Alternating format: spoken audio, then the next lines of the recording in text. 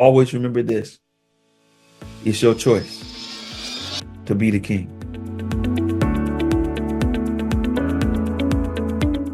Than what I received. So my mom and dad, they had a death do you part marriage, but it was miserable for a lot of it. So go ahead. Who got next? Chris, I'll go next. So my biological father was never, he wasn't in my life. I seen him periodically a couple of times. I can't even remember how many times I saw him growing up. My grandfather, we lived in the house with my grandfather and grandmother. So he was a man that followed. I was the oldest. So I think for me, I had a couple of things going on. I was the surrogate father, so to speak, for the 4 siblings. So kind of forced to be in a role that I didn't know how to be in. And then my grandfather, I don't remember getting any positive feedback from him. I talked to my uncles and they'd tell me how he loved me, but I don't remember him ever saying it. And what did I see about marriage from my grandfather? Well, from the moment I was a toddler, he was in one bedroom, my grandmother was in another. I've never remembered them hugging, kissing, nothing. No slapping on, none of the little touchy-feely things that you see husband and wife do. I never saw them do that. And so it became normal for me. My mom got married when I was 4 to my stepdad, but I just thought I was just that extra kid that happened to be there when he got married to us. So I didn't know that he loved me. I think I told you until this year when he died on Valentine's Day, and found out that he loved me and he could have just had me, he said, but I never knew that. But he was gone house so quick that I didn't get to learning anything from it. So the only thing I really got out of all of that was working hard, do what you got to do to make it happen. My grandfather was a hustler. He, played the numbers in Brooklyn. You see all these movies here. That's what he did. That's what he did. He was a gospel singer, but I don't remember seeing him sing. But I knew he was a gospel singer. But he was always hustling and stuff, always doing some things, making that money. So the only thing I knew in my mind is make that money. When I met my ex-wife, I had determined on my own to get out the streets. So that part I did on my own. To this day, I don't know how I did that. But I didn't want to be a baby maker just sitting in the streets, so I joined the military. But I think what became my father for me was the military. Because everything that I heard my grandfather say to me, I don't remember him saying nothing positive. I know they gotta be, because it's in there somewhere. I just ain't find that room. You're always effing up. You're always doing this. You're always doing that. So that's all I knew. You join the military, that's how they train you, And so it becomes words of endearment. And so that became my papa. And so, yeah, I knew how to sustain the family. I knew how to make sure everybody ate, but I didn't know how to communicate. I wasn't emotionally present. Like we said earlier, I got comfortable. Like, well, I gotta tell you I love you. I told you last week. Just use that, feed off of that. Kind of one of those things. I didn't necessarily say it, but it was in my head. So it was hard for me to really get a grasp on what my father did that influenced me directly. But the funny thing is, talking to my biological father before he died, a lot of things that he did, I was like, wow, maybe that's why I did the things I did. Alcoholism, I didn't even know him that well, and I was that way growing up. So I think a lot of those things were the negative impacts on me while in my marriage then. But I don't have that history. Like with my grandfather, we was like, a roof, the house, create oil so we can do this. Let me talk to you about life. None of that. So, yeah. Wow. There's a brother, man, that's in the chat, Keith. He said, wow, my life is mirrored by the speaker. And guys, I want you guys to know that that's why we do what we do. That's why we together. Because I don't want you guys to think that what you went through, you're the only one that went through whatever the pain, whatever you feel that you may have lacked from some of the things that, that your pops didn't pass down to you. And I want y'all to hear this, because so you don't, beat your dad up so much or, be down on your pops.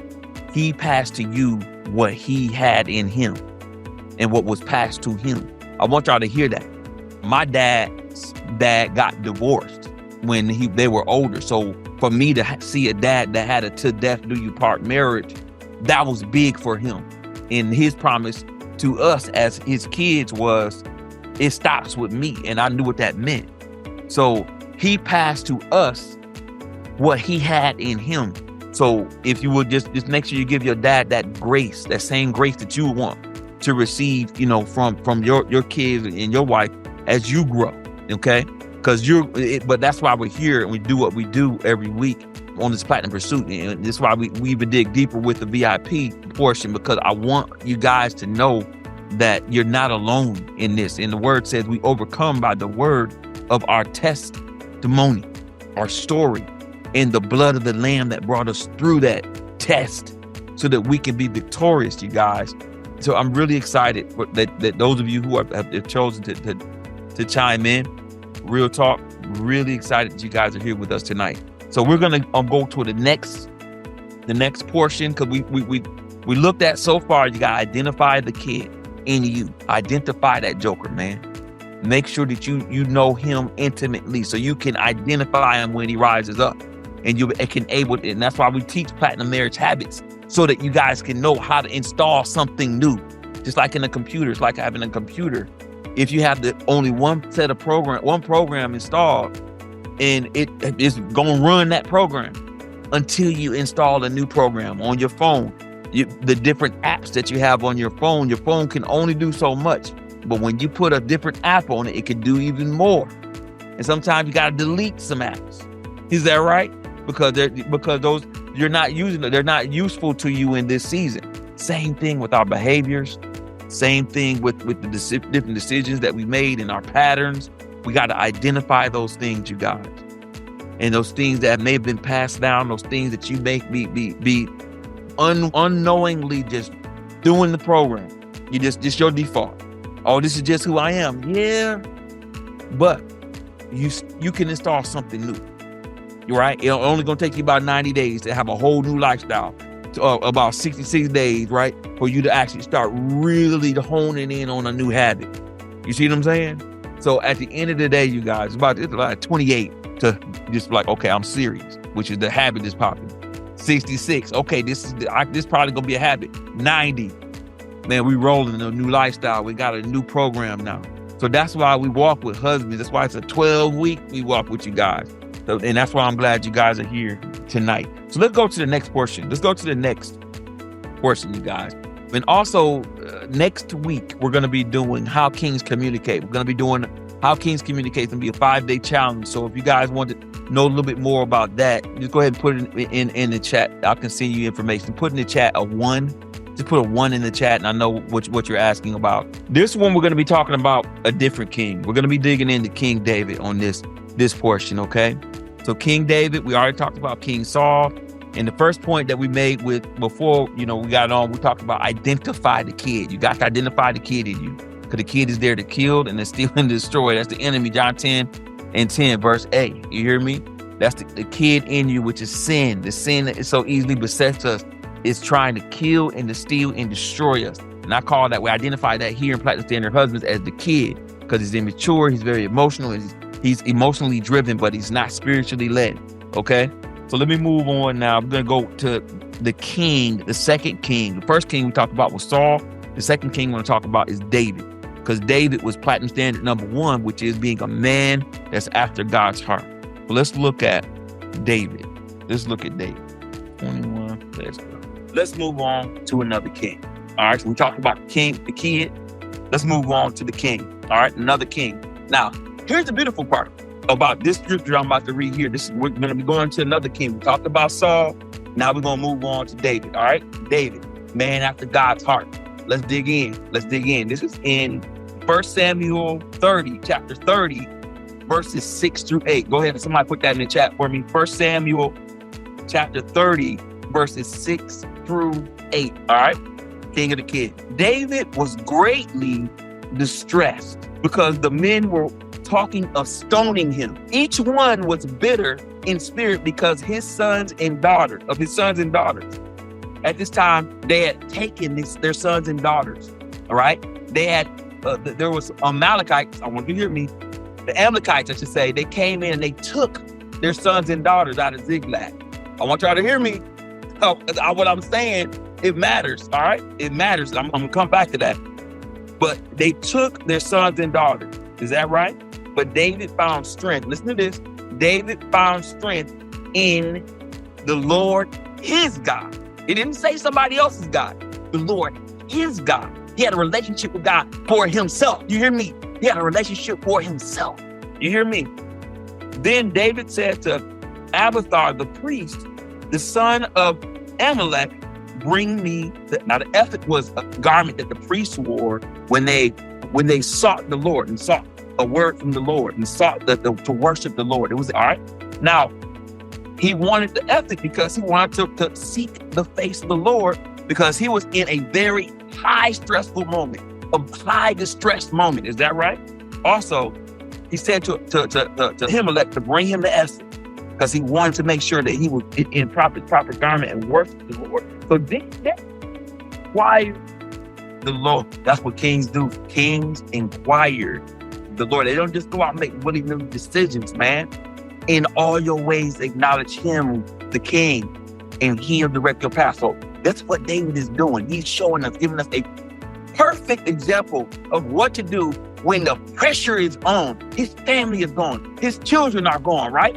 And all of his troops, their families are gone. Their children are gone. They don't know if they killed them or not. All they see is a camp that's burning. They've returned. The camp that's in flames. All they know is, yo, David, you took us out here. We about to kill you, bro. That's where his voice was at. And David, even in this stressful position, David was like, nah, let me go inquire of it. David encouraged himself in the, come on somebody. David encouraged himself in the Lord, fellas. That's what was in him. That's what he'd been practicing. And I want you to hear this. What you practice when the pressure is not on is what you'll do when the pressure is on. All right, I'm gonna stop it right there. So David, and at that moment, you guys, the people, I want y'all to hear this. The people who attacked their troop and their family and took their family, listen to this, was the same people that King Saul was supposed to annihilate. I hope you heard what I just said. So if you don't obey and do what God has called you to do and obey what he's calling you to do in this generation, your children are going to have to deal with what you didn't destroy in your generation. I hope y'all heard what I just said. And that's worth writing down.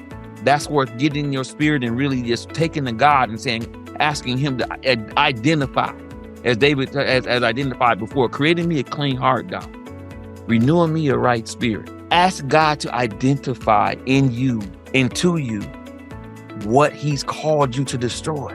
Because if you don't deal with it, it will deal with the next generation, that now they got to deal with something that God has anointed you to deal with. You see what I'm saying? So that's why we started off with the question, what did your father's decision do to impact your decision or impact your generation? Because your decisions, you got, are going to impact the next generation. And your obedience, right, is going to impact the next generation, or disobedience. You know, it can go either way.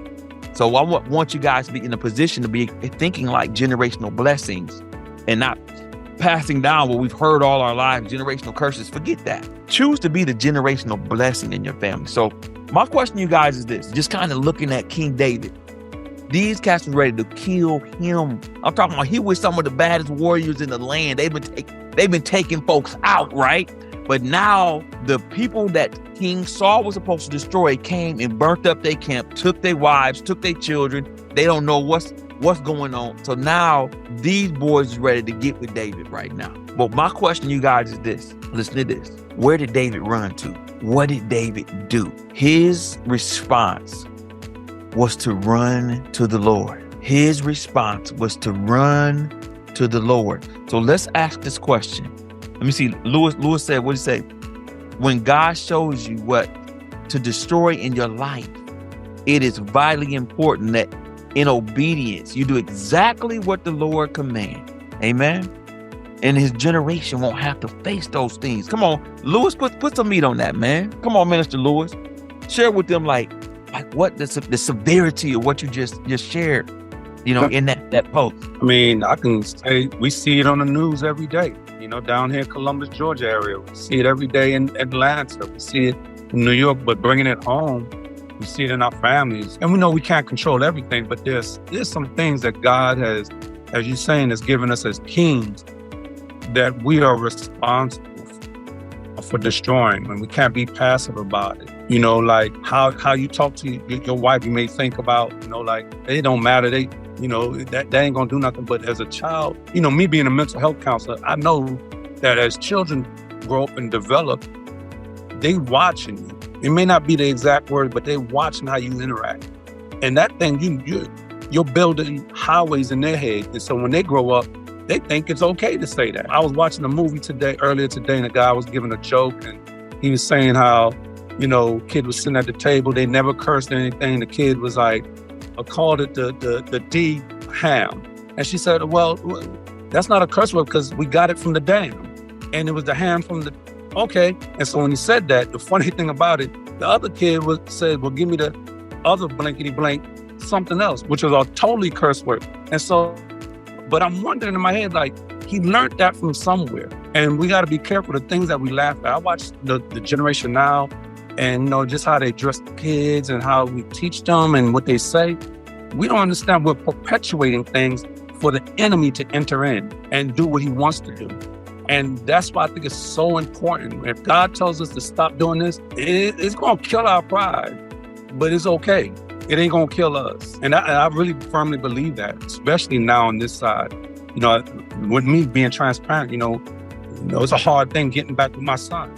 And I know it's got to be because of things that he's seen and heard, but I got to stay on that ride to ask God, how do I reconnect and take accountability to the fact. they had the fact, you know, it was the preset he acted. You got to take accountability. And I think that's the biggest lesson we can teach our children, our families, is when we stand up, and not that we're perfect, but we can take accountability. I think that's the number one battle right there, taking accountability. Everything else is really easy. Man, that's good. Oh, that's so good. I mean, tonight, like I said, tonight, you guys, is just giving you guys an opportunity to just take a slow walk with the message of the king and the kid, and just have a conversation around this thing, because what it does is allows for us to look at it much deeper and gives us an opportunity to be able to start to look at how these things are impacting us today. Okay, how these things are impacting us today. So looking at King David, you guys, let's ask this question now. Let's kind of just pose this question.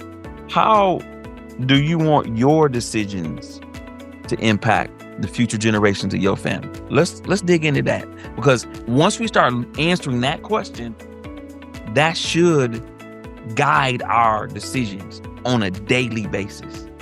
Because now we're not just thinking selfishly about ourselves and how things are going to impact us only, but we're thinking about, just like our dad's decisions or our granddad's decisions impacted us today, it's still impacting us today. Your decisions are going to be impacting generations from now. So how do you want your decision to impact the future generations of your family? Let's dig into that. And you guys who are on Facebook Live, put in the chat, put your answer in the chat, and I'll recognize you guys on the chat. Thank you guys for rocking with us tonight. Really, really fired up about this conversation. That's what we're doing. That's what we're doing. Just having the conversation about the king and the kid and how it impacts the generations. Go ahead. Somebody answer that. How do you want your decisions to impact future generations in your family? I think for me, it's almost two parts. So realizing that conversations we have as adults and as parents, my mother used to always have this saying that everything in the dark comes to light. So we, as parents, we think, oh, if our kid's not around and we have these arguments or these conversations, they won't know, but everything gets repeated or everything comes out in a certain way. So kids still find out or kids still know. So just because you have it behind closed doors don't think it's okay because you weren't in front of your kid. It's still not okay. And I said that to say this, that what I'd want my generations to know is I did the work.